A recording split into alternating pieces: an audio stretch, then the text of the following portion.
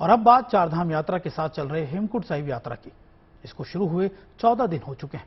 इस वक्त सिख समुदाय के बड़े तीर्थ स्थलों में शामिल हेमकुंड साहिब गुरुद्वारे तक दर्शन करने पहुंचना ही प्रकृति को चुनौती देने जैसा है।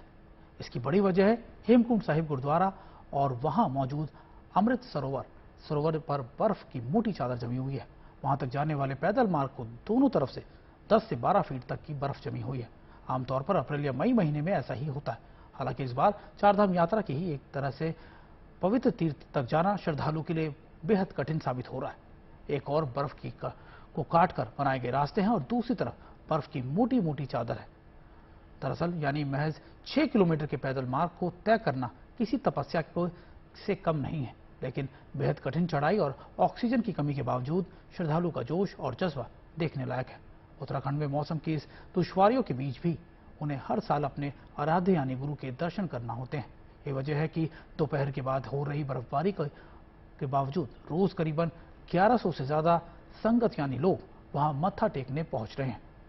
हल्की बारिश, बर्फ और इसके अलावा माइनस में तापमान भी सिख श्रद्धालु की आस्था पर भारी नहीं पड़ रहा। 6 किलोमीटर के बर्फीले रास्ते को पार कर आस्था और श्रद्धालु अपने लगातार दर्शन करने के लिए पहुंच रहे हैं। हेमकुंड साहिब उत्तराखंड का 5वां सबसे पवित्र धाम माना जाता है, जहां हर साल की बड़ी संख्या में देश दुनिया से सिख श्रद्धालु गुरुद्वारे में माथा टेकने के लिए पहुंचते हैं। सिख धर्म में ऐसी मान्यता है कि इस सिख के 10वें गुरु गोविंद सिंह जी ने अपने पिछले जन्म में कई सालों तक इसी जगह महाकाल की तपस्या की थी। गुरु गोविंद सिंह जी ने अपनी आत्मकथा विचित्र नाटक में इस जगह को लेकर अपने अनुभवों के बारे में भी लिखा था, जिसके बाद 2 सदियों से ज्यादा समय तक गुमनामी में रहा और अब जाकर अस्तित्व में आया, जिस जगह पर गुरु गोविंद सिंह जी ने ध्यान लगाया था वहीं ये गुरुद्वारा बना हुआ है, जहां पास में ही भगवान राम के छोटे भाई लक्ष्मण का समर्पित एक मंदिर भी है।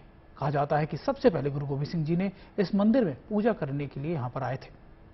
गुरुद्वारे के साथ ही पवित्र सरोवर भी है, जिसे अमृत सरोवर या फिर हेम सरोवर भी कहा जाता है। गुरुद्वारे में माथा टेकने से पहले सिख श्रद्धालु बर्फ से भरे या ठंडे इस पवित्र सरोवर में ही नहाते हैं। हेमकुंड साहिब गुरुद्वारे की तरह से ये पवित्र सरोवर भी साल में करीब 7 महीने बर्फ से ही ढका होता है। 400 गज लंबे और 200 गज चौड़े पवित्र सरोवर में चारों तरफ से हिमालय की 7 चोटियों से घिरा हुआ है। यही वजह है कि 10वें गुरु जी की इसे तपस्या स्थली माना जाता है। हेमकुंड साहिब को सिख तीर्थ का सबसे कठिन तीर्थ यात्रा के तौर पर देखा जाता है। उत्तराखंड के चमोली जिले में करीब 15,200 फीट ऊंचे ग्लेशियर में मौजूद हेमकुंड साहिब को देवभूमि उत्तराखंड का 5वां धाम भी कहा जाता है। और देखिए, श्री हेमकुंड साहिब जी की यात्रा के लिए सबसे अच्छा समय मई से अक्टूबर के बीच ही होता है। तब यहाँ का अधिकतम तापमान लगभग 25 डिग्री सेल्सियस तक पहुँचता है। हालांकि इस बार यहाँ मौसम का मिजाज बदला सा है। भीषण गर्मी के महीने जून में भी यहाँ रुक रुक कर बर्फबारी हो रही है, जिसकी वजह से हेमकुंड साहिब गुरुद्वारे परिसर में 10 से 12 फीट तक बर्फ जमी हुई है। फिर भी 4 किलोमीटर की बेहद मुश्किल पैदल यात्रा को पूरा कर श्रद्धालु यहाँ पर लगातार पहुंच रहे हैं। जून का महीना लग गया है, लेकिन मौसम जनवरी फरवरी जैसा दिखाई दे रहा है। पहाड़ों में अभी भी बर्फबारी और जबरदस्त ठंड का सितम देखने को मिल रहा है। बात करें सिखों का जो पवित्र तीर्थ स्थल है, दुनिया की सबसे ऊंचाई पर स्थित गुरुद्वारा 15,210 फीट की ऊंचाई पर स्थित गुरुद्वारा है। वहां पे इस बार अभी भी जबरदस्त बर्फबारी देखने को मिल रही है। अभी भी 8 से 10 फीट बर्फ के आगोश में जबरदस्त हेमकुंड साहिब का गुरुद्वारा और वहां पे मौजूद लोकपाल लक्ष्मण मंदिर दिखाई दे रहा है। ऐसे में वहां पे भले ही यात्रा चल रही है, लेकिन रोजाना दोपहर बाद वहां पे मौसम करवट बदल रहा है, बर्फबारी हो रही है, ठंड बहुत ज्यादा है। वहीं गुरुद्वारा प्रबंधन ने भी इस बार बुजुर्ग और बच्चों के लिए यात्रा पे थोड़ा सा मनाही की है, क्योंकि बर्फीले रास्ते हैं। ऐसे में ऑक्सीजन की कमी भी वहां पे होती है और जो सबसे ऊंचाई पे है, तो इसलिए थोड़ा सा कठिन भी ये यात्रा मानी जाती है। हालांकि यहाँ का नजारा अपने आप में बहुत दिव्य और अद्भुत हर किसी को अपनी ओर आकर्षित कर रहा है। देखिए, यही वजह है कि हेमकुंड साहिब ट्रस्ट भी श्रद्धालु से मौसम देखकर ही यात्रा करने की अपील कर रहा है। हेमकुंड साहब की यात्रा बहुत अच्छी चल रही है।